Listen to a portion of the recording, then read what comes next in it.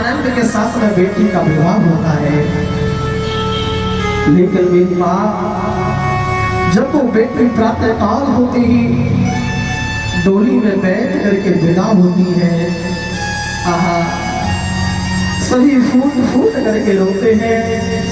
माँ रोते रोते जमीन पर गिर जाती है। पिता एक कोने में बैठ करके रोता है। चाचा ताऊ रिश्तेदार परिवार आज सभी रो रहे हैं। बेटी की विदाई हो रही है, सभी रो रहे हैं। क्यों?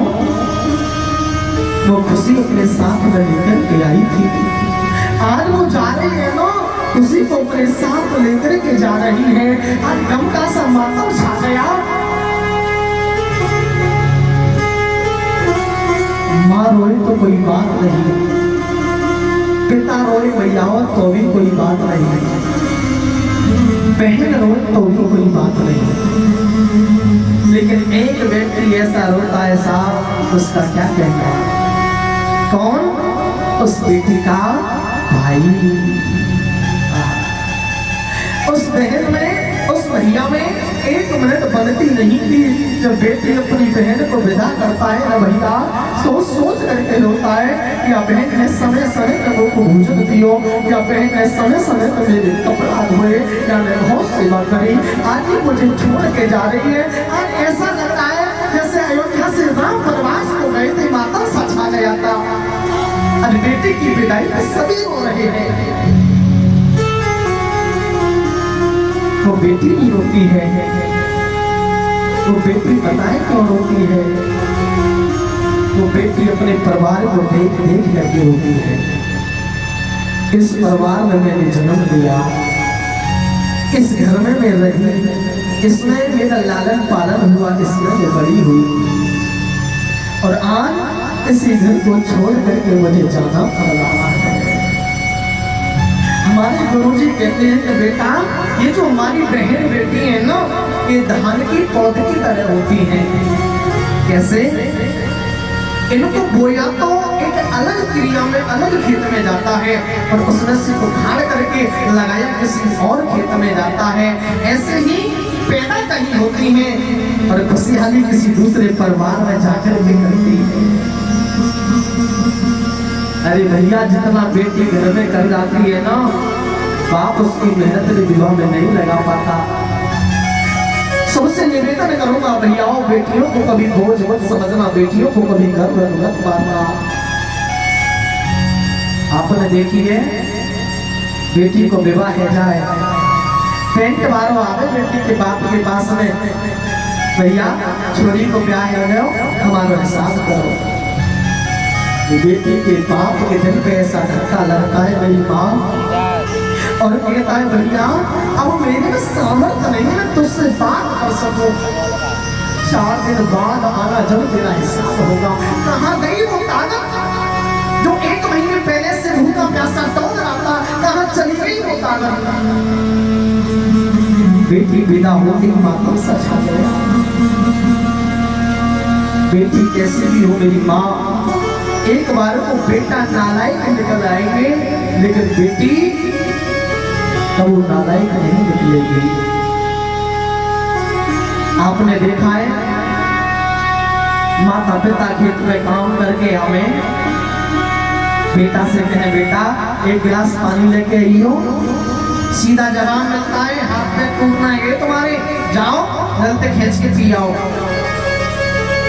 यह बात है वो बेटी सुने ना, महाराज गिलास में पानी भर करके दौड़ी चली आती है, लो पिताजी जल पियो। ससुराल में पहुंचने के बाद भी माँ से कहती है फोन पर, माँ मेरे बाबूजी का ध्यान रखना, माँ मेरे भैयाओं का ध्यान रखना, पिताजी को समय पे भोजन दिया करना, मेरे भैयाओं को समय से भोजन कराया करना। ससुराल चली गई, लेकिन चिंता अपने परिवार की बरकरार है। जो बलिदान एक बेटी कर देगी ना, बेटा कभी नहीं कर पाएगा। मैं कहना चाहूंगा भैयाओं, इस अत्याचार को कभी मत करना। अगर मैं बेटी हूं तो बेटी को कभी मारना मत मेरे प्यारे हो, बेटी को कभी मारना। बेटी अपना भाग्य अपने साथ में लेकर के आती है। बेटी अपना भाग अपने साथ में लेकर के आती है। बेटा जिगर का टुकड़ा है तो बेटी नैनों की ज्योति है। बड़ी सुंदर बात कही है किसी ने। बेटा जिगर का टुकड़ा है तो बेटी नैनों की ज्योति है, और वो घर स्वर्ग से भी बढ़कर है जिस घर में बेटी होती है। शास्त्रों में तो यहां तक आया है मेरी माँ 10 बेटाओं को पालना लिखा है ऐसा, और एक बेटी को पालना बराबर है। उड़ गई आंगन से चिड़िया, घर अकेला हो गया, सोनी सोनी गलियां रह गई, खत्म बेला हो गया। कितनी व्यवस्था, टेंट, लाइट, डीजे, दावत, ये वो, जाते ही सब कुछ हो जाता है। बेटी अपना भाग्य साथ लेकर के आती है। राजा मोरध्वज की जो पत्नी थी ना पद्मा, 6 बहनों में सबसे छोटी थी। बड़ी बहनों का विवाह हो गया, इसका विवाह नहीं हुआ। एक दिन पिता ने सारी बेटियों को बैठा लियो और कह रहा बेटा आप ये बताओ तुम किसके भाग्य का खाती है। जो बड़ी बहन थी उन्होंने कह दिया पिताजी हम तो आपके ही भाग्य का खाती हैं, आप ही कमा कर के लाते हो, हमारा पालन पोषण करते हो। पद्मा से पूछा तो उसने मना कर दिया, पिताजी मैं तुम्हारे भाग्य का नहीं खाती। क्यों? हर बेटी अपना भाग्य साथ में लेकर के आती है, और जो तुम कमा कर के ला रही हो सके वो भी तुम्हें हमारे भाग्य से ही मिल रहा हो। मैं तुम्हारे भाग्य का नहीं खाती, मैं अपने आप के भाग्य का खाती हूँ। पद्मा के पिता ने मंत्रियों को बुलाया और कहा भैया जाओ पूर्व दरवाजे पर जो कोई भी मिल जाए बात पकड़ लाओ और वही के साथ में आके ठेले डाल के आपको विदा कर दो। पूर्व दरवाजे पर मंत्री गए तो क्या देखा, आज पक्षियों से मार खाया हुआ एक मोर बैठा है। मंत्री बोले या राजा की बुद्धि तो खराब है गई है, लेकिन इस बेटी का जीवन बर्बाद नहीं होने देंगे। आकर के झूठ बोल दिया महाराज हमें कोई नहीं मिला। दूसरे दिन गए फिर वो मोर मिला, तीसरे दिन गए फिर वो मोर मिला, चौथे दिन गए फिर वो मोर मिला। समझ गए मंत्री, अरे भैया जब नसीब में लिखा कंकड़ तो क्या करेगा बोला शंकर। हमें आभास होता है इस बेटी के भाग्य में ये मोर ही है। पक्षियों से मार खाया हुआ मोर लाकर के बिठा दिया। पद्मा का पिता कह रहा है बेटा बता अभी भी तेरे पास समय है, अभी भी तू ये कहते मैं तुम्हारे भाग्य का खाती हूँ, हो सके तेरा जीवन मोड़ ले जाए, तेरी जिंदगी बदल जाए। पद्मा ने क्या कहा मेरी माँ, पिताजी आप मोर के साथ में शादी करोगे, मुझे मोर पति स्वीकार है, पर मैं नहीं कहूंगी कि तुम्हारी भाग्य का खाती हूँ। मोर के साथ में विवाह कर दिया, एक टूटी फूटी सी बैल गाड़ी लेकर के विवाह कर दिया। और तो महाराज पद्मा इस मोर को लेकर के जंगल में पहुंची है। तेजी से हवा आने लगी, जोर से बर्फीली हवाएं चलने लगी और उस मोर के पंख बखेरने लगे। उस मोर के पंख बिखेर बिखेर करके जा रहे हैं, पंखों को बटोरती है, उसे एक वृक्ष के नीचे लाकर के बिठाती है। अब विचार करो एक अबला कन्या असहाय के जंगलों में एक मोर के साथ में इतनी परेशान हो रही है, बेचारी के पंखों को बटोर के रखती है और हवा दोबारा से फैला देती है। कैसा दुख का पहाड़ टूटा होगा उस बेटी के दिल पर मेरी माँ, इस बात को एक माँ समझ सकती है। हुआ क्या, जिस वृक्ष के नीचे पद्मा बैठी थी उस वृक्ष की डाली टूटी और टूट करके मोर की गर्दन पर गिरी, वो मोर मर गया। अब तो पद्मा बहुत रोई और कहने लगी हे ठाकुर जी मुझे दुख इस बात का नहीं है कि मुझे मोर पति मिला, मुझे दुख तो इस बात का है कि मोर पति मिलने के पश्चात भी 24 घंटे भी मेरे साथ नहीं रह पाया, 24 घंटे भी से पहले ही आपने मेरे पति को छीन लिया। क्या मैं इतनी बड़ी अभागिन हूँ तो एक और पति के साथ भी नहीं रह पाई? बैठ करके विलाप करती है, रोती है।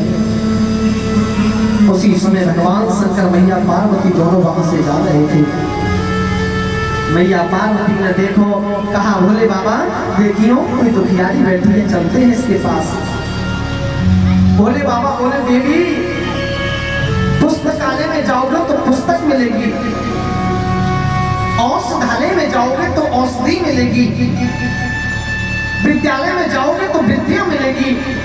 देवी इस संसार का नाम ही दुखालय है, न जाने कितने ऐसे दुखी और आपको मिलेंगे। किस किस के दुख को मिटाओगी, किस किस के कष्ट की निवृत्ति करोगी। चलो यहाँ से चलते हैं।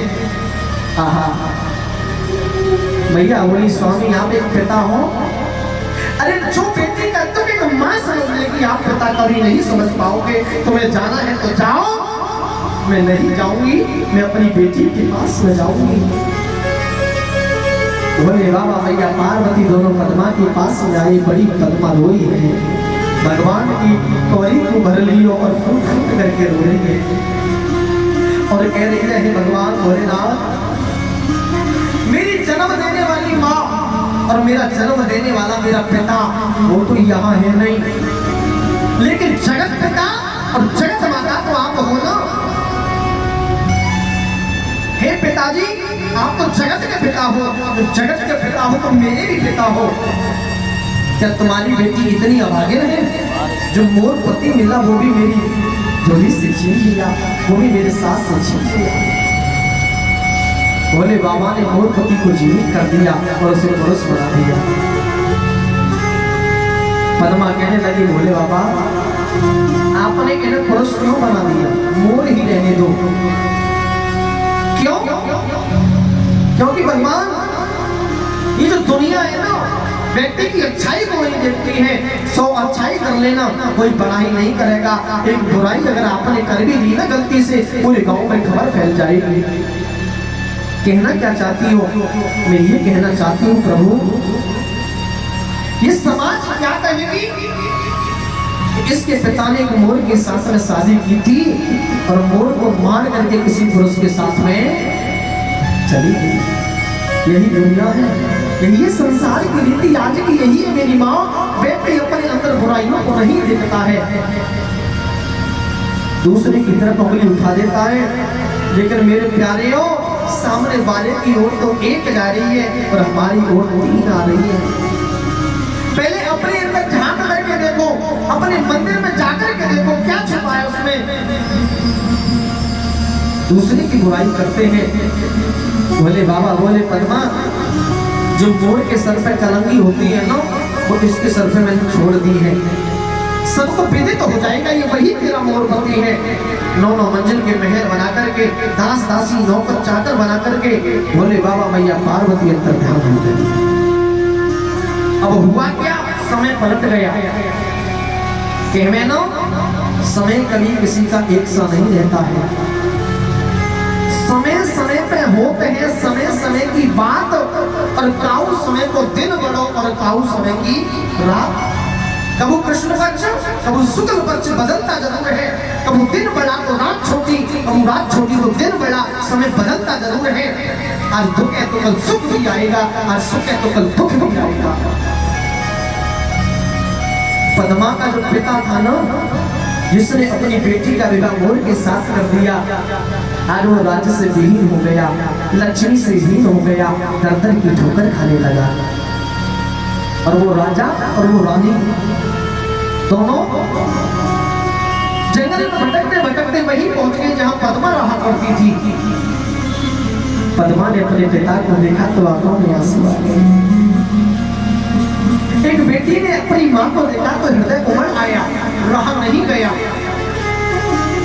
कहने लगी, भाई है तो मेरा बाप, चाहे इसने मेरे साथ कितना भी बुरा क्यों न किया, है तो मेरी माँ। एक बेटी का बलिदान है, बेटी कह रही है कि है तो मेरी माँ, है तो मेरा बाप। अपने पति से कह रही है इन्हें अपने राज्य में कोई ऐसा काम दे दो जो मेरे को कोई तकलीफ नहीं हो। क्यों? क्योंकि ये मेरी माँ है और ये मेरे पिता है। कोई अच्छा सा काम दे दिया उसके पिता को, उसकी माँ से कह दिया आप हमारी महारानी के केसों को देखा करोगी। अब एक दिन पद्मा के केसों को देख रही है उसकी माँ, उसे नहीं पता कि बेटी मेरी ही है। केसों को देखा तो क्या देखा, उसकी कमर पर एक तिल था। उस तिल को देखा तो उसे अपनी बेटी की याद आई, ये तिल तो मेरी भी बेटी के कमर पे था। बेटी की याद आई तो माँ का हृदय इतना कोमल होता है, मेरी माँ से रुका नहीं जाता, माँ से देखा नहीं जाता। आंखों से आंसू निकल करके उसकी कमर पे पड़े। कौन? पद्मा की पे। पद्मा ने हाथ लगाया, कहा आप कौन होती हो? घूंघटा लगा करके बैठी है, मेरी माँ मुझे पहचान रही है। आंसू गिरा तो पूछ लिया आप क्यों रो रही हो? कहने लगी महारानी जो तिल आपकी कमर पे है ना वो मेरी बेटी के लिए था।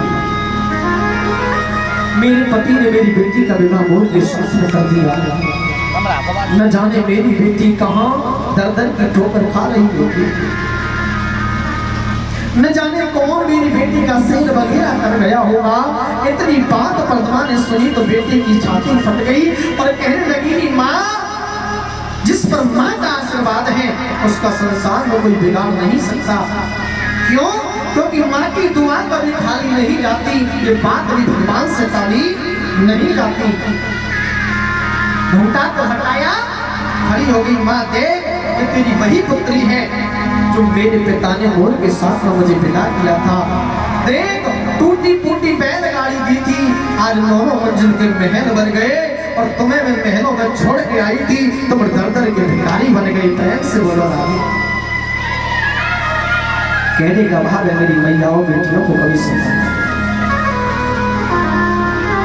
9 कन्याओं का विवाह बड़े बड़े ऋषियों के साथ में कर दिया। 10वीं संतान के रूप में भगवान स्वयं आएगी कपिल का अवतार लेकर के। बोलो कपिल देव भगवान की। 10वां पुत्र हुआ है। वचन था कि जब एक पुत्र हो जाएगा तो घर छोड़ करके चला जाऊंगा, और ये भी वचन था कि पुत्र बन के आपको ही आना पड़ेगा। आज भगवान ने कपिल देव का अवतार लिया है। कर्दम ऋषि ने बेटा को दर्शन किया, दर्शन करके घर छोड़ करके चली गई है। अब क्या हुआ, मैया ने अपने बेटा कपिल को बैठाया है। मैया देवहूति कपिल भगवान से प्रश्न करती है और कपिल भगवान जवाब देते हैं। यहाँ से प्रारंभ होता है कपिल देवहूति संवाद। ध्यान देना। तो मैया पूछ रही है बेटा कपिल यो बताओ इस संसार में सबसे ज्यादा श्रेष्ठ कौन है? कपिल देव भगवान कह रहे माँ इस संसार में चेतना श्रेष्ठ है। चेतना से भी बहुत पैर वाले श्रेष्ठ हैं। बहुत पैर वालों में भी 4 पैर वाले श्रेष्ठ हैं। 4 पैर वालों में भी माँ 2 पैर वाले श्रेष्ठ हैं। 2 पैर वालों में भी माँ ये मनुष्य श्रेष्ठ है। मनुष्य में भी मैया ये ब्राह्मण श्रेष्ठ है। ब्राह्मण से भी माँ तत्व ज्ञान को जानने वाला श्रेष्ठ है। उससे भी मैया आत्मज्ञान को जानने वाला श्रेष्ठ है। और माँ जो इस संसार में रह करके जो कुछ कर रहा है सबको कन्हैया के चरणों में समर्पण कर दे वो सबसे ज्यादा। प्रेम से बोलो बेटा कपिल जीव की आयु के विषय में बताओ, जीव की आयु क्या है? कपिल देव भगवान कहते हैं मैया जब मैं उम्र बांट रहा था ना तो सबसे पहले मैंने 4 जीवों को आयु दी। 40 वर्ष की आयु दी थी मैंने इंसान के लिए। 40 वर्ष की आयु दी थी मैंने कुत्ता के लिए। 40 वर्ष की आयु दी थी मैंने बैल के लिए। और 40 वर्ष की आयु दी थी मैंने उल्लू के लिए। अब मनुष्य बोला महाराज 40